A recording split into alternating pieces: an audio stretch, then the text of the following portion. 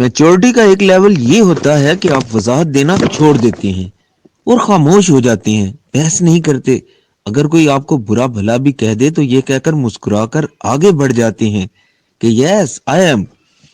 اس کا مطلب یہ نہیں ہوتا کہ آپ سچ میں ویسے ہی ہوتے ہیں، فرق صرف یہ ہے کہ وہ بات آپ کے لیے اہمیت ہی نہیں رکھتی۔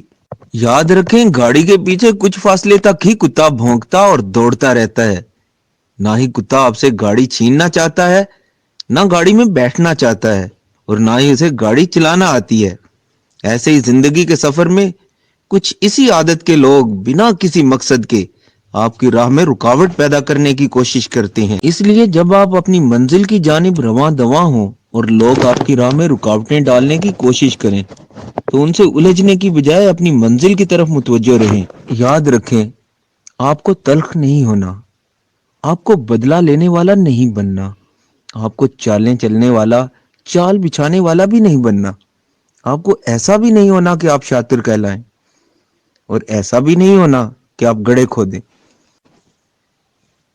آپ کو لگے زخم دل پر ہیں اور روح پر بھی ہیں، لیکن ان کے لیے مرہم بدلہ لے کر تیار نہ کریں۔ مرہم آسمانی ہی اچھے ہوتے ہیں، مرہم رحمانی ہی شفا دیتے ہیں۔ چھوڑ دیں جو ہوا، جانے دیں جس نے جو کیا، اپنے پیچھے دروازے بند کر کے آگے بڑھ جائیں۔ زخم دینے والوں، تکلیف پہنچانے والوں، روح کو رون دینے والوں کو ان کے حال پر چھوڑ کر اپنا حال ٹھیک کریں، کیونکہ آپ کو وہ نہیں بننا جو حالات آپ کو بنا رہے ہیں، آپ کو وہ بننا ہے جو اعمال بناتے ہیں۔ رب کا بندہ بننے کی کوشش کریں، بندہ مومن یعنی ایک بہترین انسان۔